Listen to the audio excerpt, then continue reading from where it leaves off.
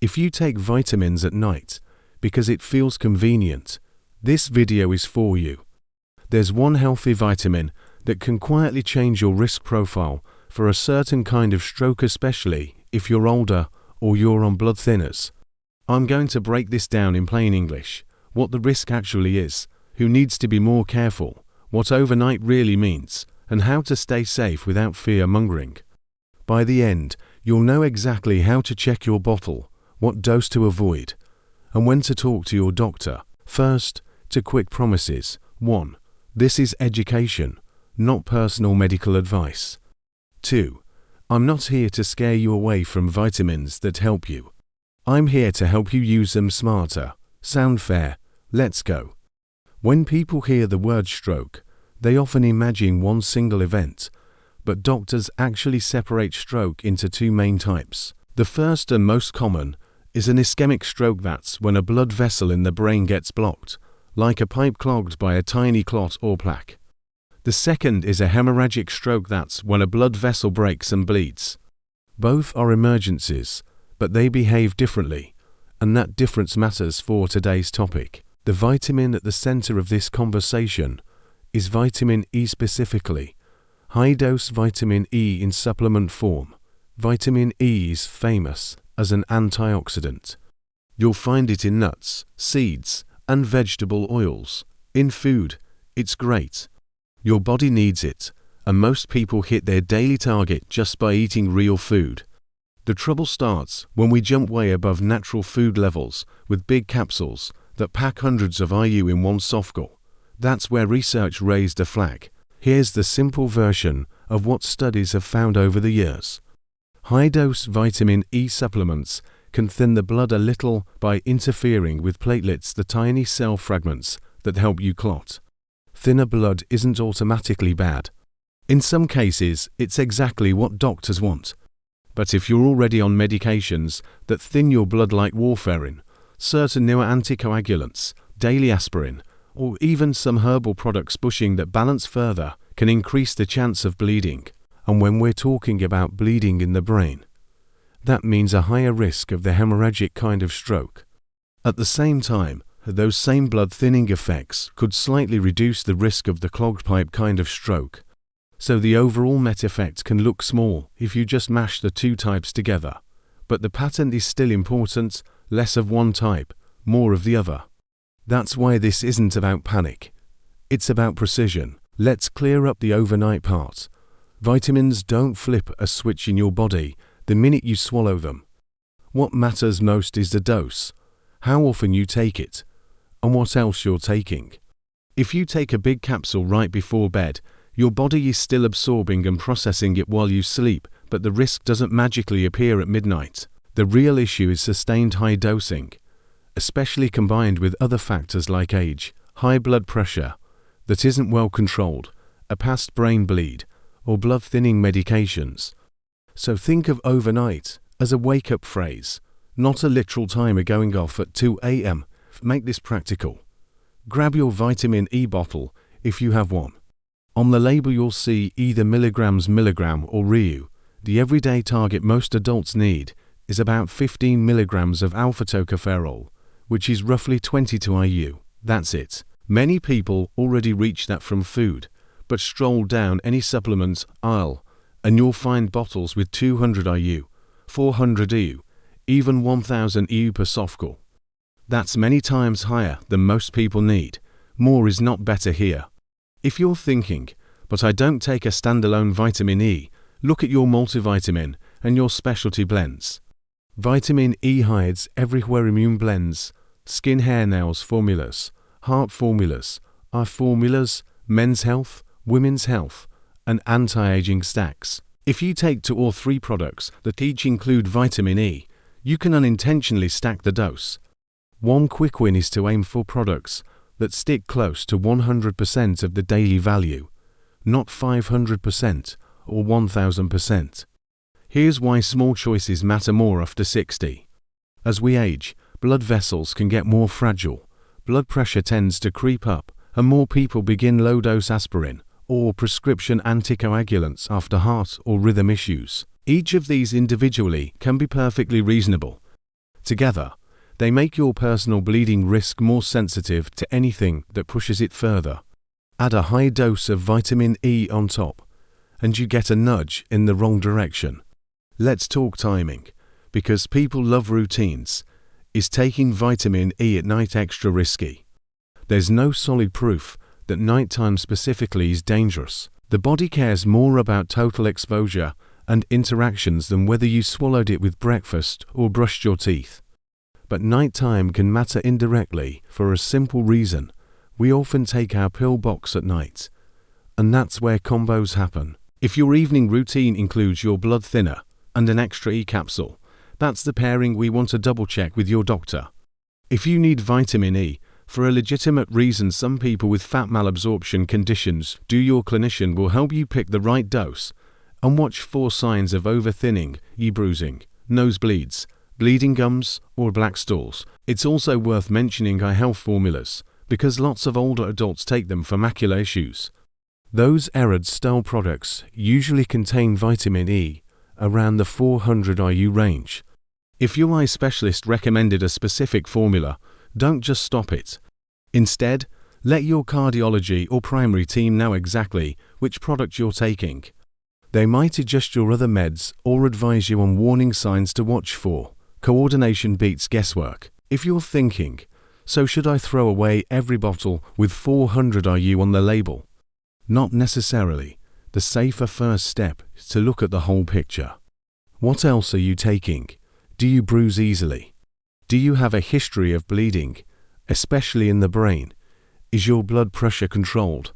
Are you already getting enough vitamin E in food? Many people do. Almonds, sunflower seeds, hazelnuts, peanuts, wheat germ oil, sunflower or safflower oil. These foods deliver vitamin E in the context of a meal and other nutrients, not as a blast of a single compound. Food tends to be gentler and smarter at the same time.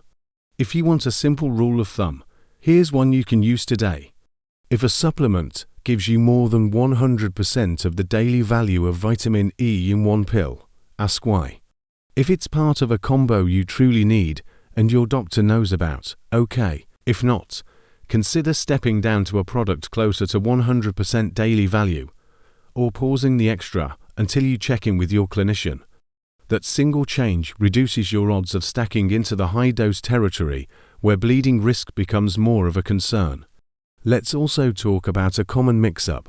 People sometimes confuse vitamin E with niacin vitamin B3 because both appear in heart health conversations. Niacin used to be prescribed at higher doses years ago for cholesterol changes, but big trials later shifted how we think about it. The details aren't important for today. What matters is not to conflate different vitamins and different risks. When we say vitamin E can nudge bleeding risk up at high doses, we're talking about vitamin E specifically, not all vitamins or anything you take at night. There's another reason the food-first approach is smarter than it sounds. When you get vitamin E from nuts, seeds, and oils, you also pick up healthy fats, fiber, and other micronutrients that support your heart and blood vessels. That bigger package helps your body balance clotting and healing with less of the whiplash effect you can see from large single nutrient capsules. And unlike a softgel, you can't accidentally swallow 1000 EU of almonds. What if you're already on a blood thinner and only now learned about this? Don't panic and don't stop anything abruptly. Just gather your labels, make a short list, and send a message to your doctor's office. Here's what I'm taking and the doses. Do I need to change anything? That's it. Most of the time the answer is simple. Either keep it, lower it, or switch to a multivitamin with a modest dose. The bigger wins often come from fixing the basics, getting blood pressure into a healthy range, moving your body daily, and not smoking them from any capsule tweak. Because this is YouTube, and you want something you can do tonight. Here's a practical checklist. First, find vitamin E on every label you take and write down the number. If it's listed in IU, anything around 22 EU, the normal daily target. If you see 200, 400, or 1000 EU, circle it. Second, look for a hidden overlap. If you take a multivitamin, plus an eye formula, plus a skin hair nails blend, you may be double or triple counting vitamin E without realizing it. Third, if you're on aspirin or any blood thinner, or if you've had a bleeding event before, shoot a message to your doctor with those numbers. Fourth, pay attention to your body. If bruises show up more easily, your gums bleed when you brush, or you get frequent nosebleeds, those are clues to flag, not proof of a disaster, but they're worth a conversation. Let's circle back to fear, because fear drives clicks, but not great decisions. You do not need to be afraid of vitamin E in food. You do not need to panic if your multivitamin has a normal daily dose. The focus is high dose, long-term supplementation, especially layered on top of other blood thinning factors. Context and dose make all the difference. If you keep that idea in your pocket, you'll be able to make smarter choices about almost any supplement, not just vitamin E. A quick word about lifestyle, because it quietly dwarfs the effect of most supplements. The biggest levers for stroke risk you can pull today are controlling blood pressure, moving more, getting enough sleep, eating a balanced diet rich in plants, and not smoking. If you do those well, the little choices like not overdoing vitamin E work even better. If those are off track, there's no capsule on earth that can outrun high blood pressure and cigarettes. If you like routines, and you insist on taking your vitamins at night, one compromise is to keep the dose modest and separate it from your prescription blood thinners.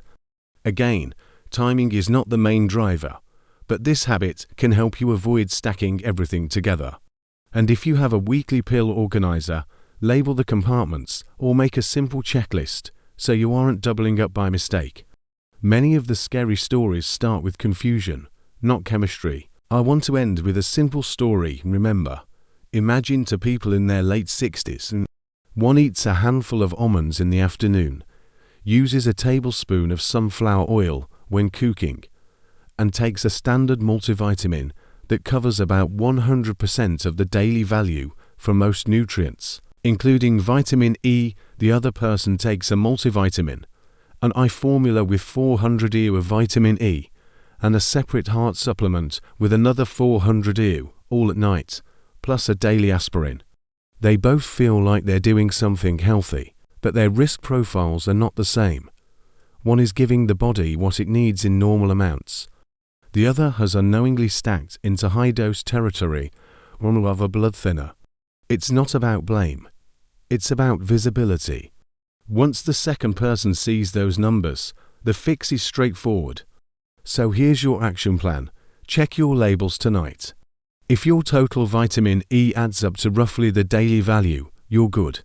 If it climbs hundreds of IU beyond that, especially if you're on a blood thinner or have a history of bleeding, pause the extras and message your doctor for tailored advice. If you need vitamin E for a specific medical reason, keep it, but put your care team on the same page. And whenever you can, let food do the heavy lifting. If this helped you, do me a favor and tell me in the comments, what supplements are you taking right now? And did any of the numbers surprise you when you checked the labels? Your experience might help someone else. And if you want a follow-up, we can dive into the most common hidden overlaps people miss in their supplement stack and how to build a safer routine in under 5 minutes a day. Stay curious, stay cautious, and remember, smarter, not more, is the winning strategy.